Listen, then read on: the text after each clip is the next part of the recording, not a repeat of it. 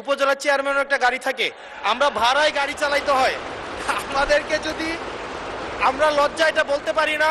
এই নতুন পার্লামেন্টে জনপ্রত্যাশা অনুযায়ী আলাদা কোনো সুযোগ সুবিধা নেব না। ছোটদেরকে কখনো না বলতে নাই, তাদের আবদারে সবসময় হা বলতে হয়। মাননীয় সংসদ সদস্যরা উপজেলা পরিষদে গেলে তাদের বসার কোনো জায়গা থাকে না, তারা কোথাও বসতে পারে না। এ ব্যাপারে কয়েকদিন আগে একজন মাননীয় সংসদ সদস্য দাবি করলে মাননীয় প্রধানমন্ত্রী জনাব তারেক রহমান এ ব্যাপারে প্রয়োজনীয় ব্যবস্থা গ্রহণের জন্য আমাকে নির্দেশনা দিলে আমি স্থানীয় সরকার পল্লী সমবায় মন্ত্রী শ্রদ্ধেয় মির্জা ফখরুল ইসলাম স্যারের পরামর্শক্রমে প্রত্যেক উপজেলা পরিষদের দোতলায় অ্যাটাচ বাথরুম সহ আসবাবপত্র সহ মাননীয় সংসদ সদস্য মন্ত্রীদের বসবার জন্য একটি রুম প্রস্তুত করে দেওয়ার জন্য আজকেই আমরা জিও ইস্যু করেছি, ইউনোদের নামে আদেশ দিয়েছি এবং অচিরেই নতুন ভবনে এবং পুরাতন ভবনে যেখানে যে অবস্থায় আছে সেখানেই এই কক্ষর নামটি হবে পরিদর্শন কক্ষ। আমি সবসময় হচ্ছে বিভিন্ন মানে বিরোধিতার জন্য দাঁড়াই। আজকে থ্যাংক ইউ জানাচ্ছি যে আজকে এই ধরনের একটা সিদ্ধান্ত নিয়েছেন। আমার এই অপোজিশন থেকে আপনাদের সবাইকে থ্যাংক ইউ জানাচ্ছি যে একটা বসার অন্তত জায়গা হয়েছে। আমরা লজ্জায় একটা কথা বলি না। এখন এই পার্লামেন্টের সেকেন্ড মোস্ট জুনিয়র হিসেবে একটা কথা বলছি মানে আপনাদেরকে, সেটা হচ্ছে যে আমাদের একটা ইউনো মহোদয়ের একটা গাড়ি থাকে, উপজেলা চেয়ারম্যানের একটা গাড়ি থাকে, আমরা ভাড়ায় গাড়ি চালাইতে হয়। আমাদেরকে যদি আমরা লজ্জা এটা বলতে পারি না, আমরা এটা লজ্জায় কোথাও বলতে পারি না। এখন আমাদেরকে যদি একটা বসার ব্যবস্থা করে দিছে, এখন মানুষের কাছে যাওয়ার জন্য যদি একটা গাড়ির ব্যবস্থা করে দেয় তাইলে আমাদের জন্য একটু সুবিধা হয়, মানুষের কাছে একটু যাইতে পারি। আমাদের মাননীয় প্রধানমন্ত্রী যেদিন সংসদ নেতা নির্বাচিত হয়েছেন, আমাদের পার্লামেন্টারি পার্টি মিটিংয়ে প্রথমেই দুইটা অনুশাসন দিয়েছেন যে আমরা এমপিরা এই নতুন পার্লামেন্টে জনপ্রত্যাশা অনুযায়ী আলাদা কোনো সুযোগ সুবিধা নেব না। সেই হিসাবে তিনি অনুশাসন দিয়েছেন। একটা আইন আছে, এটা সংসদ বিষয়ক মন্ত্রণালয়ের অধীনে সংসদ সচিবালয় থেকেই লিড করবে। এই আইনে আমরা একটা সংশোধনী আনবো যে এই মহান জাতীয় সংসদের কোনো সদস্য আমরা ট্যাক্স ফ্রি গাড়ি নেব না।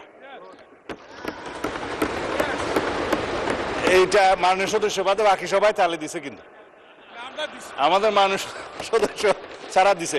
তবে সংসদ সদস্যগণ নয়, শুধু বাংলাদেশের এই সরকারের সমস্ত মন্ত্রী সরকারি কর্মকর্তা যারা গাড়ি পায়, তেল পায়, সেটা আমরা ক্যাবিনেটে একটা ডিসিশন নিই। ইতিপূর্বে আপনারা নিশ্চয়ই নিউজ পেপারে দেখেছেন, এই ক্রাইসিসের সময় শতকরা 30% তেলের বরাদ্দ আমরা কমিয়ে দিয়েছি এবং কৃচ্ছ্রতা সাধনের উদ্দেশ্যে সরকারি কর্মকর্তাদের আপাতত লোন সুবিধা যেগুলো আছে সেটাও কাটিল করা হয়েছে ফর দি টাইম বিং। এই সমস্ত এগুলো আমরা সবই জনবান্ধব এবং জনপ্রত্যাশা অনুযায়ী যাচ্ছি, আমাদের মাননীয় প্রধানমন্ত্রীর নির্দেশনা অনুযায়ী। মাননীয় সংসদ সদস্য নিশ্চয়ই অফিস পেয়ে খুশি হয়েছেন, আবার গাড়ি না পেলে নাখুশ হবেন। তো সেই জন্য কিভাবে কি করা যায় সংসদ সদস্যদের যানবাহনের ব্যবস্থা, সেটা আলাদাভাবে আলাপ আলোচনা করে সরকারি দল বিরোধী দল একটা বিহিত ব্যবস্থা করার জন্য আমি মাননীয় প্রধানমন্ত্রীকে অনুরোধ জানাচ্ছি। আমি আজকে ধন্যবাদ দিতে দাঁড়ালাম, কারণ বিরোধী দলেরই একজন সদস্য তিনি এই দাবিটা সামনে এনেছিলেন। ট্রেজারি বেঞ্চ থেকে এটাকে কগনিজেন্সে নিয়ে বাস্তবায়নের উদ্যোগ নেওয়ার জন্য আমি ধন্যবাদ জানাই।